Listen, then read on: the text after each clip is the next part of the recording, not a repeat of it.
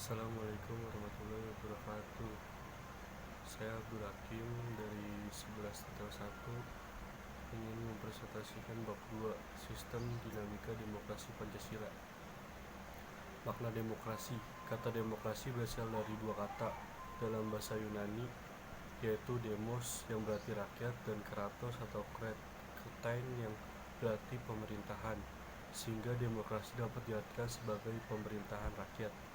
Kata ini kemudian diserap menjadi salah satu kosakata dalam bahasa Inggris, yaitu demokrasi. Konsep demokrasi menjadi sebuah kata kunci dalam bidang ilmu politik. Hal ini menjadi wajar sebab demokrasi saat ini disebut sebagai indikator perkembangan politik suatu negara. Banyakkan orang mungkin sudah terbiasa dengan istilah demokrasi, tapi tidak menutup kemungkinan masih ada yang salah dalam mempersepsikan istilah demokrasi. Bahkan tidak hanya itu, konsep demokrasi bisa saja disalahgunakan oleh para penguasa, terutama penguasa yang otoriter untuk mempengaruhi dukungan rakyat agar kekuasaannya tetap langgeng. Dalam proses tersebut, rakyat diberi peran penting dalam menentukan atau memutuskan berbagai hal yang menyangkut kehidupan bersama sebagai sebuah bangsa dan negara. Kebebasan dan demokrasi sering dipakai secara timbal balik, tapi keduanya tidak sama. Sebagai suatu konsep, demokrasi adalah seperangkat gagasan, prinsip tentang kebebasan yang juga mencakup keseperangkat praktik yang terbentuk melalui sejarah panjang dan sering berliku-liku. Pendeknya, demokrasi adalah pelembagaan dari kebebasan. Klasifikasi demokrasi. A. Berdasarkan titik berat perhatiannya. 1. Demokrasi formal. Demokrasi formal yaitu suatu demokrasi yang menjunjung tinggi persamaan dalam bidang politik tanpa disertai upaya untuk mengurangi atau menghilangkan kesenjangan dalam bidang ekonomi. 2. Demokrasi material. Demokrasi material yaitu demokrasi yang dititik beratkan pada upaya penghilangan perbedaan dalam bidang ekonomi, sedangkan persamaan dalam bidang politik kurang diperhatikan, bahkan kadang-kadang dihilangkan. 3. Demokrasi gabungan. Demokrasi gabungan yaitu bentuk demokrasi yang mengambil kebaikan serta membuang keburukan dari bentuk demokrasi formal dan material. Bentuk demokrasi ini dianut oleh negara non-blok berdasarkan ideologi. Demokrasi konstitusional.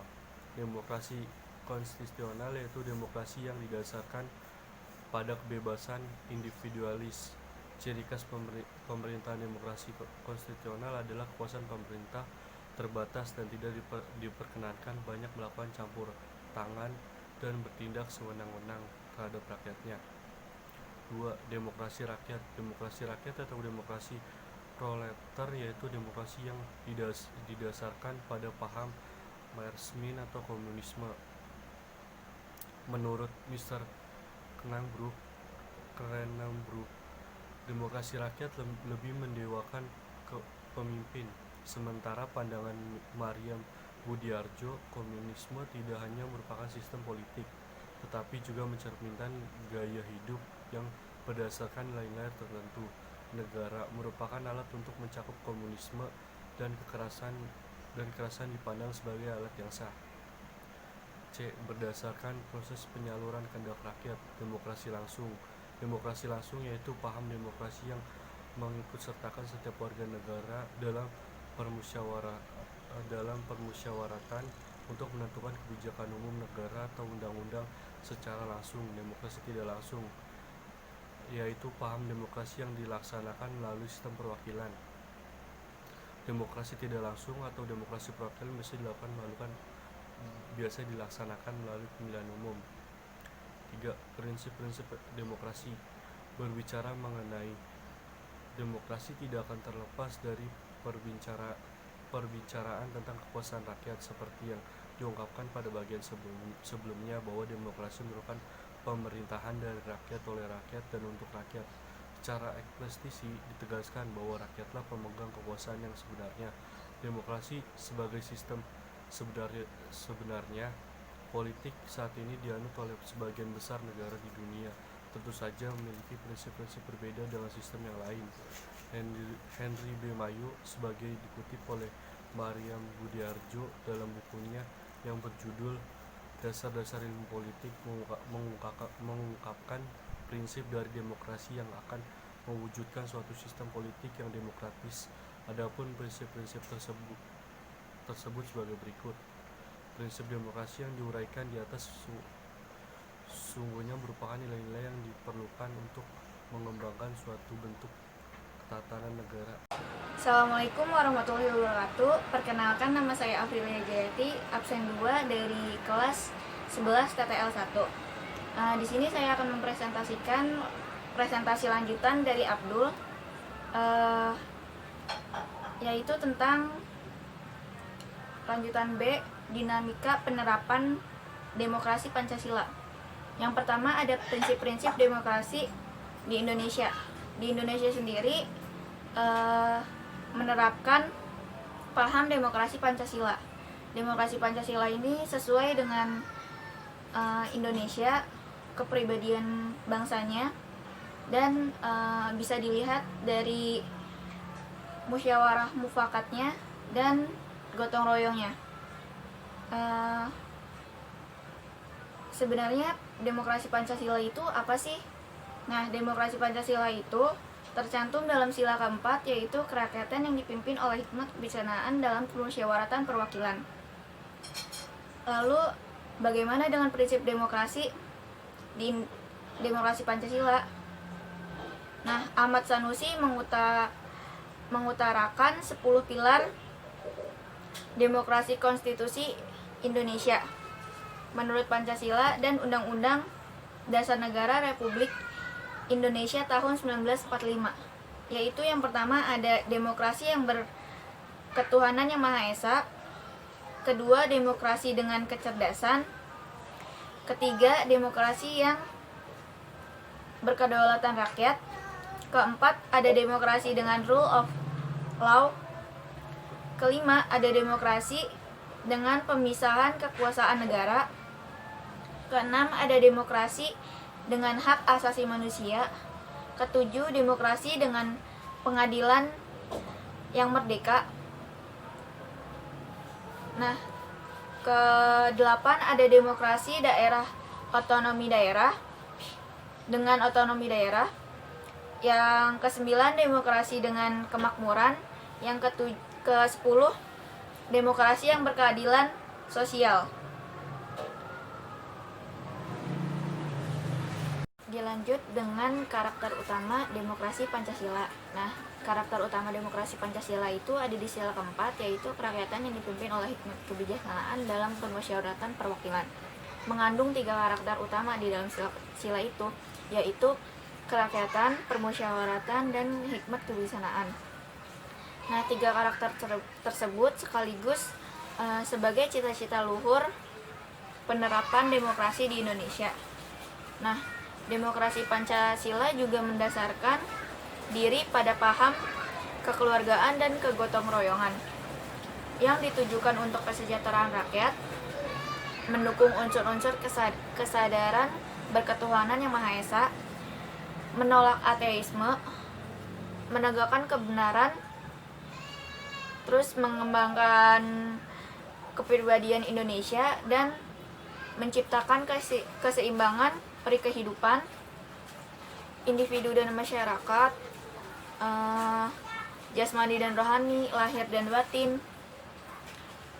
hubungan manusia dan sesamanya, dan hubungan manusia dengan Tuhannya. Dilanjut dengan periodisasi perkembangan demokrasi Pancasila. Nah, dalam sudut pandang normatif, demokrasi merupakan sesuatu yang secara ideal hendak diselenggarakan di sebuah negara, oleh sebuah negara.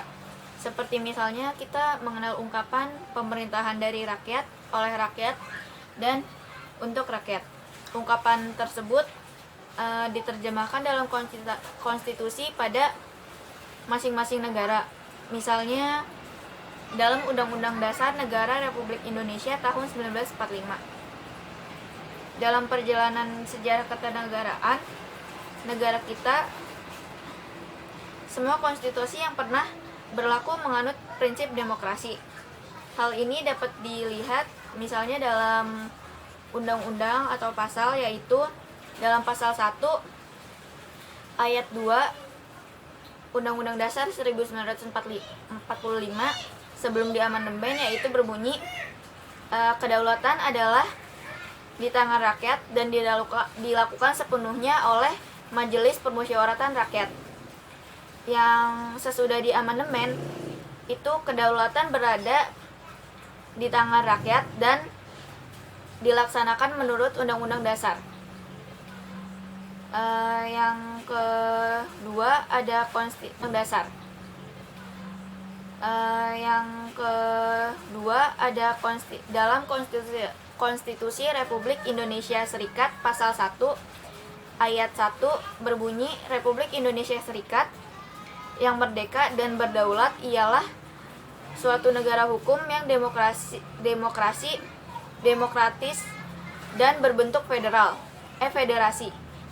Ayat 2 berbunyi, kekuasaan kedaulatan Republik Indonesia Serikat dilakukan oleh pemerintahan bersama-sama, Dewan Perwakilan Rakyat, dan Senat. Yang ketiga, dalam Undang-Undang Dasar sementara 1950 pasal 1 ayat 1 berbunyi, Republik Indonesia yang merdeka dan berdaulat ialah suatu negara hukum yang demokratis dan berbentuk kesatuan. Ayat 2 berbunyi, kedaulatan Republik Indonesia adalah di tangan rakyat dan dilakukan oleh pemerintahan bersama-sama dengan Dewan Perwakilan Rakyat. Dari keempat konstitusi tersebut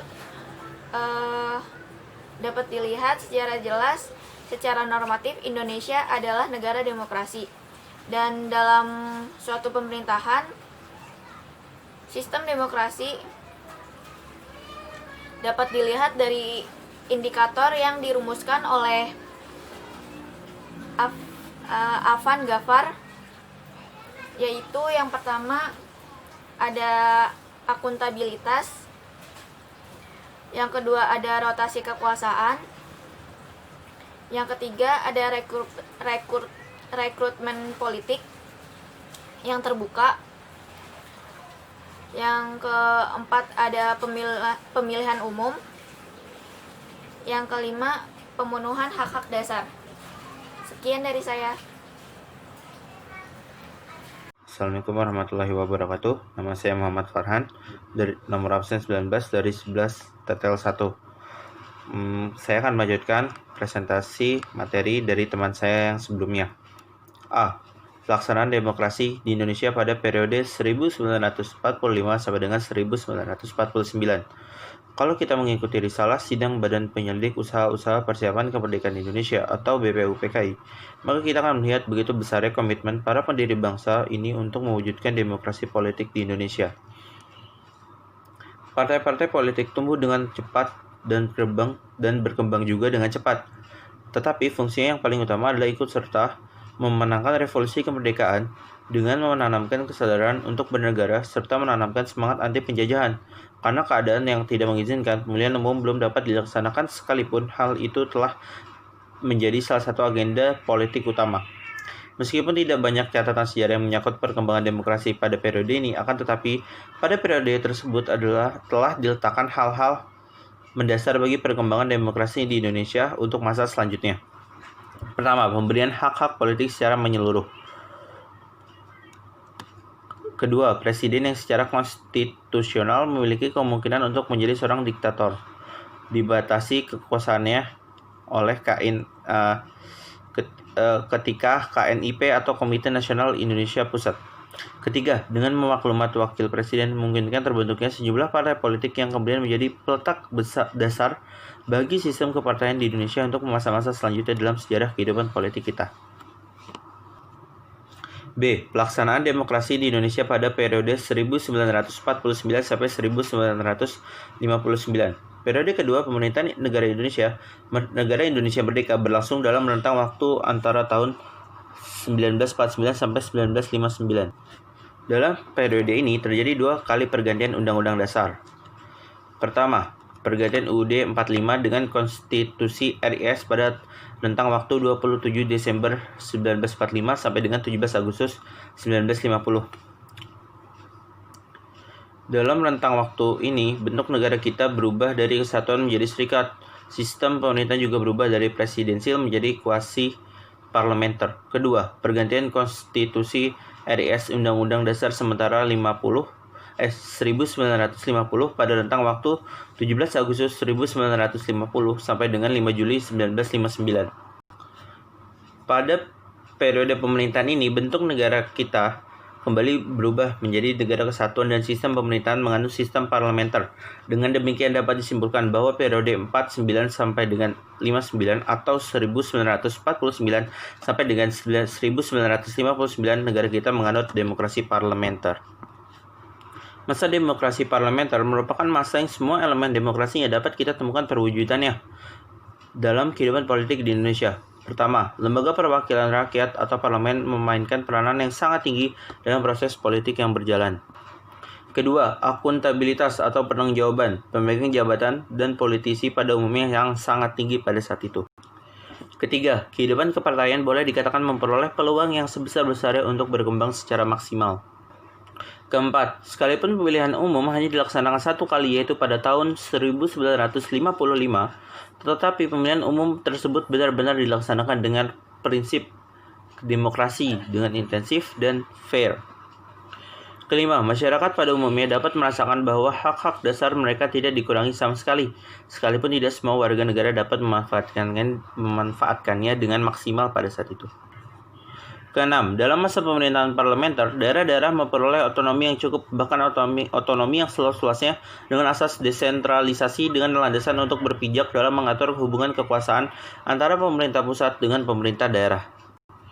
Keenam indikator tersebut merupakan ukuran dalam pelaksanaan demokrasi pada masa pemerintahan parlementer, akan tetapi pelaksanaan tersebut tidak berumur panjang. Mungkin pertanyaan yang muncul selanjutnya adalah, mengapa demokrasi parlementer mengalami kegagalan? Berikut ada beberapa jawaban dari beberapa ahli yang digabung-gabungkan sehingga mendapat kesimpulan seperti ini. Pertama, munculnya usulan presiden yang dikenal dengan konsepsi presiden untuk membentuk pemerintahan yang bersifat gotong royong yang melibatkan semua kekuatan politik yang ada termasuk Partai Komunis Indonesia. Kedua, Dewan Konstituante mengalami jalan buntu untuk mencapai kesepakatan merumuskan ideologi nasional karena tidak tercapai titik temu antara dua kubu politik, yaitu kelompok yang menginginkan Islam sebagai ideologi negara dan kelompok lain yang menginginkan Pancasila sebagai ideologi negara. Ketiga, dominannya politik aliran sehingga membawa konsekuensi terhadap pengelolaan konflik. Keempat, basis sosial ekonomi yang masih sangat lemah. C. Pelaksanaan demokrasi di Indonesia pada periode 1959 sampai dengan 1965. Kinerja Dewan Konstituante yang berlarut-larut membawa Indonesia ke dalam persoalan politik yang sangat pelik. Negara dilingkupi oleh kondisi yang serba tidak pasti karena landasan konstitusionalnya tidak mempunyai kekuatan hukum yang tetap. Presiden Soekarno sebagai kepala negara pada saat itu melihat situasi ini sangat membahayakan bila terus dibiarkan.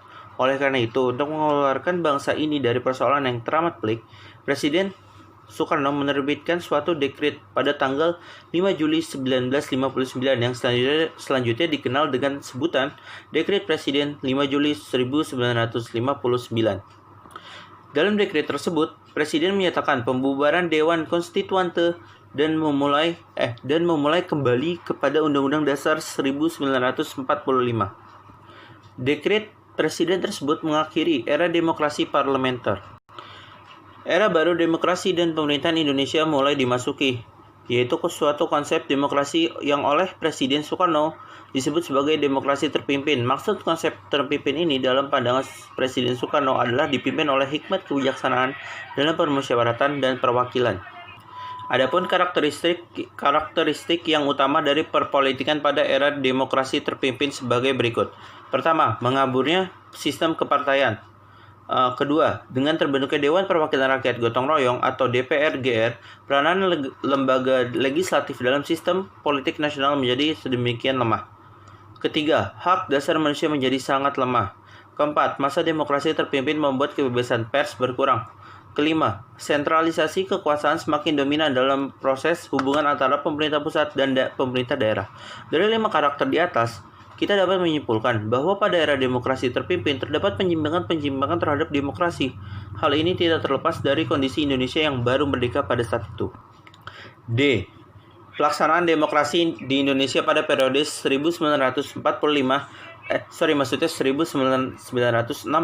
sampai dengan 1998. Pelaksanaan demokrasi di Indonesia pada periode 1965 sampai dengan 1998 ini atau era baru ini dalam pemerintahan dimulai setelah melalui masa transisi yang singkat antara tahun 1966 sampai 1968 ketika Jenderal Soeharto dipilih menjadi Presiden Republik Indonesia, era yang kemudian dikenal sebagai Orde Baru dengan konsep demokrasi Pancasila. Visi utama pemerintah Orde Baru ini adalah untuk melaksanakan Pancasila dan UUD 45 secara murni dan konsekuen dalam setiap aspek kehidupan masyarakat Indonesia. Presiden Soeharto mempunyai sejumlah legalitas yang tidak dimiliki oleh siapapun seperti pengemban Supersemar, mandataris MPR, Bapak Pembangunan, dan Panglima Tertinggi ABRI. Dapat menggambarkan bahwa pelaksanaan demokrasi Pancasila masih jauh dari harapan. Pelaksanaan nilai-nilai Pancasila secara murni dan konsekuen hanya dijadikan alat politik penguasa belaka. Berikut ini dipaparkan karakteristik demokrasi Pancasila masa Orde Baru yang berdasarkan pada indikator demokrasi yang telah dikemukakan sebelumnya. Pertama, rotasi kekuasaan eksekutif boleh dikatakan sangat kecil terjadi. Kedua, rekrutmen politik bersifat tertutup. Ketiga, pemilihan umum. Keempat, pelaksanaan hak dasar warga negara. Selain itu, kebebasan berpendapat menjadi barang langka dan mewah. Pemerintah melalui kepanjangan tangannya atau aparat keamanannya memberikan ruang yang terbatas kepada masyarakat untuk berpendapat. Keempat indikator di atas menjadi catatan hitam perjalanan demokrasi Indonesia. Akankah masa-masa pahit ini kembali terulang? Jawabannya dikembalikan pada semua elemen bangsa pada saat ini dan masa yang akan datang. Lanjut ke poin selanjutnya. Sekian presentasi dari saya. Untuk yang selanjutnya akan dilanjutkan oleh teman saya. Kurang lebihnya saya mohon maaf. Mohon maaf juga apabila ada kesalahan kata yang saya gunakan dan menyakiti beberapa pihak. Saya mohon maaf. Kurang lebih saya mohon maaf. Wabillahi taufiq wal hidayah. Wassalamualaikum warahmatullahi wabarakatuh. Assalamualaikum warahmatullahi wabarakatuh. Nama saya Selviana Serlandita. Saya ingin melanjutkan presentasi yang diberikan oleh Farhan. Pada masa Orde Baru, sistem rekrutmen politik bersifat tertutup. Jabatan tertinggi di Indonesia dalam birokrasi dikontrol sepenuhnya oleh lembaga kepresidenan. Pemberlakuan undang-undang subversif membuat posisi pemerintah semakin kuat. Karena tidak ada kontrol dari rakyat, rakyat menjadi takut untuk berpendapat. Penyimpangan yang terjadi pada masa Orde Baru mengakibatkan Indonesia pada posisi krisis moneter yang berakibat pada krisis politik. Bukan hanya itu, kerusuhan hampir terjadi di seluruh Indonesia. Dari dunia internasional, terutama Amerika Serikat, menginginkan Presiden Soeharto turun dari jabatannya sebagai presiden. Akhirnya pada tanggal 21 Mei 1998, Presiden Soeharto berhenti sebagai presiden dan segera mengatur agar wakil presiden Habibie disumpah sebagai penggantinya di hadapan Mahkamah Agung. Pada masa pemerintahan Presiden Habibie diberikan ruang rakyat untuk kebebasan berpendapat, kebebasan pers, dan sebagainya. C. Membangun kehidupan yang demokratis di Indonesia. Rakyat memiliki kesempatan untuk berpartisipasi dalam pembuatan keputusan, karena rakyat memiliki kedudukan yang sama di depan hukum. Kekuasaan tertinggi berada di tangan rakyat.